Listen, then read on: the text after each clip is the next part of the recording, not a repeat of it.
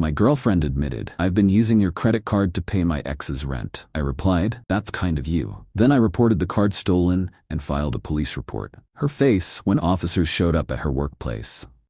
First off, I want to apologize for the novel-length post. But trust me, you're gonna want the details on this one. Imagine getting a notification from your bank at 3 a.m. about a $1,200 charge while you're half asleep. Now imagine discovering that same charge has happened monthly for the past 7 months, and your girlfriend of 2 years has been the one authorizing it to pay her ex-boyfriend's rent. Welcome to the absolute circus that has been my life for the past 2 weeks. I, 34M, have always been careful with money. Growing up with parents who declared bankruptcy twice will do that to you. I check my accounts regularly, keep a budget, and save aggressively. But I'm not stingy. I just like knowing where my money is going. My girlfriend Melissa, 31F, moved in with me about a year ago. We met through a recreational volleyball league, hit it off immediately, and things progressed quickly. She's smart, ambitious, works in pharmaceutical sales, and has always seemed financially responsible. She drives a modest car, doesn't overspend on clothes or luxuries, and we split household expenses fairly. Or so I thought. I have 2 credit cards. One for everyday purchases and bills that I pay off monthly, and another premium card with travel benefits that I use sparingly. I'm meticulous about checking the main card, but I'll admit I got lazy with the premium one since I rarely use it. It's mostly for emergencies and big purchases. Melissa knew about both cards. The premium one stayed in my desk drawer since I rarely needed it. Looking back, I realized she'd occasionally offer to organize my desk or look for stamps, all opportunities to access the card. About 2 weeks ago, I was having trouble sleeping, so I decided to check my accounts on my phone. The notification that popped up was for the premium card, $1,200 authorized to Property Management LLC just hours earlier. Confused, I opened the account history. Same charge, same company, same amount, every month for the past 7 months. A total of $8,400. At first, I thought it was fraud. I almost woke Melissa to tell her, but something made me pause. Instead, I did some digging. The property management company was local. Their website conveniently had a tenant portal. On a hunch, I tried logging in with Melissa's email address. After trying several variations of passwords she commonly uses, her dog's name plus birth year, her mother's maiden name, etc., I got in. It took about 5 attempts before I hit the right combination.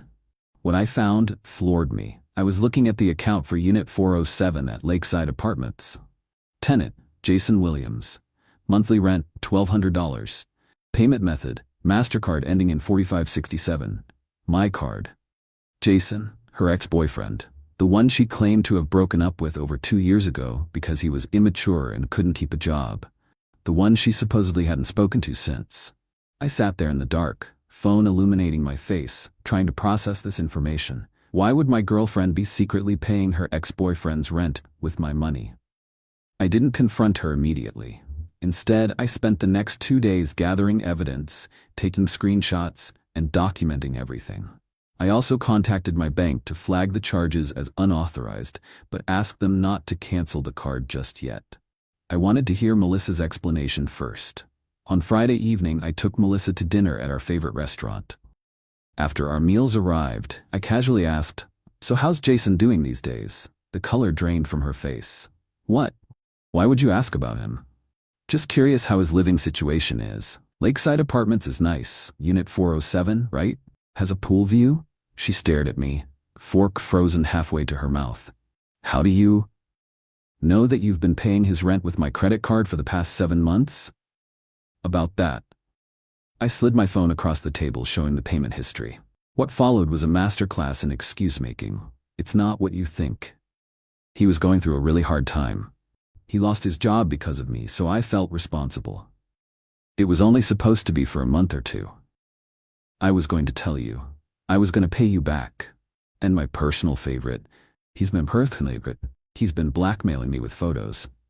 That last one made me pause. Blackmailing you with what photos? She squirmed. From when we were together. He threatened to send them to my work if I didn't help him. That might have been believable if I hadn't already seen the messages in the tenant portal. The property management system had a communication section where tenants and landlords exchanged information. Since Melissa was handling all communications for Jason's apartment, I could see notes she'd attached to payments and responses from the management. Comments like, "Thanks babe, you're the best," and "Can't wait to see you Friday," and "Miss your cooking," didn't exactly scream blackmail victim. "So he blackmails you, but also sends heart emojis and you're visiting him to cook dinner?" I asked, more stammering, more excuses. Finally, the truth trickled out. She'd never actually broken up with Jason. He'd been her side piece for our entire relationship. She paid his rent because he was between jobs, for 2 years apparently. But she was with me because I was stable and had good prospects. Lucky me, right? I took a slow sip of water and said, "That's kind of you, supporting your ex like that." She looked relieved at my calm reaction. "I'm so glad you understand. I promise I'll break it off with him and pay you back every cent." I nodded thoughtfully. Sure. Actually, would you excuse me for a minute? Need to use the restroom." In the restroom, I called my bank and reported unauthorized transactions on my credit card. Then I called the non-emergency police line and filed a report for credit card fraud. The officer I spoke with said they'd follow up quickly given the significant amount involved and the recurring nature of the fraud. When I returned to the table, Melissa was texting frantically, probably warning Jason. "Everything okay?" I asked. "Yeah, just work stuff." She smiled too brightly. "So, are we good? I promise this will never happen again." "Oh, I know it won't," I replied, signaling for the check. I paid with my other card, left a generous tip, and we headed home in uncomfortable silence. Once home, Melissa launched into damage control mode, crying, promising to make things right, saying she'd always loved me more. I let her talk herself out while I packed a small overnight bag. "Where are you going?" she finally noticed. "I think it's best if I stay at my brother's tonight. Give us both some space." "But we need to talk about this." "We already did. You've been stealing from me and cheating on me. Not much more to discuss." I left her standing in the living room, mouth open in mid-protest. The next morning was a Saturday. Melissa had to work. Her pharmaceutical company ran weekend educational events at medical offices. I returned home after she left and changed all the locks.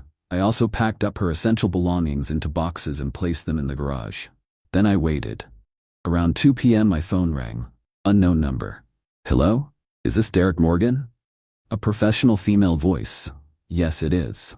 This is Officer Reyes with the county police. We're following up on your fraud report. We have a few questions for Miss Melissa Chen. Our records show she works at Northside Medical Plaza today. Would you like to be informed when we speak with her?"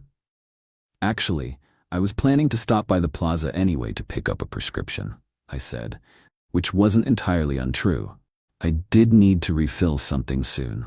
"I understand," Officer Reyes replied. "Just to be clear, we normally handle these matters privately, but given the ongoing nature of the fraud and the fact that you share a residence, it's helpful to have you available for any immediate questions that might arise. We'll be there in about 30 minutes if you'd like to coordinate." I arrived at the medical plaza just before the officers. The educational event was in the main lobby. Melissa at a table with pamphlets, samples, and a banner for some diabetes medication. She was in full professional mode, chatting with a nurse when I walked in. Her smile faltered when she saw me, confusion crossing her face. That confusion turned to panic when 2 uniformed officers entered behind me. "Melissa Chen?" Officer Reyes approached her table. Melissa nodded, eyes darting between me and the officers. "We'd like to ask you some questions regarding unauthorized use of a credit card belonging to Derek Morgan." The nurse quietly excused herself. Other medical staff and patients in the lobby tried to pretend they weren't watching. "There must be some mistake," Melissa said, voice higher than normal. "Derek and I are together. I have authorization to use his card." I stepped forward. "Actually, officer, I never authorized her to use my card for any purpose, let alone to pay her other boyfriend's rent for 7 months." The look on Melissa's face was what I imagine someone looks like when they're simultaneously having a heart attack, stroke, and realizing they left the stove on. Pure terror mixed with disbelief. That's not. "Derek, tell them."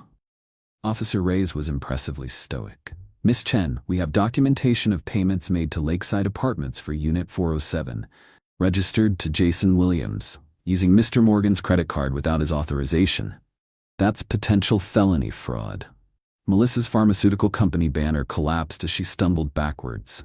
A bowl of candy-colored stress balls promoting glycemics scattered across the floor like tiny bouncing planets escaping her gravitational pull of self-destruction. I can explain everything, she insisted, voice trembling. You'll have that opportunity, the other officer said, but first we need you to come with us to answer some questions.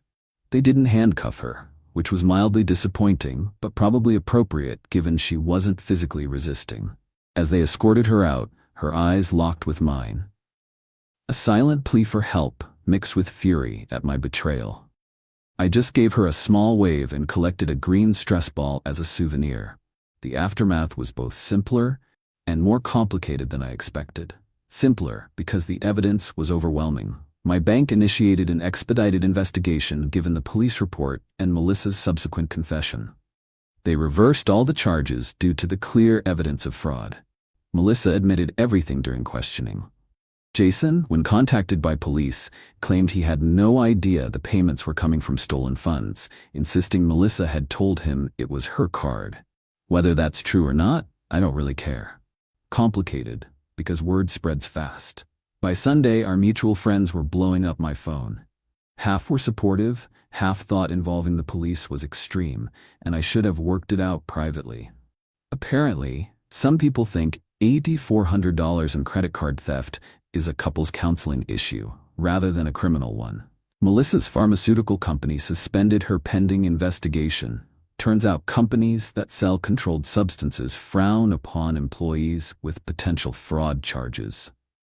Her parents called me, somehow simultaneously apologizing for their daughter's behavior while also suggesting I was heartless for pressing charges.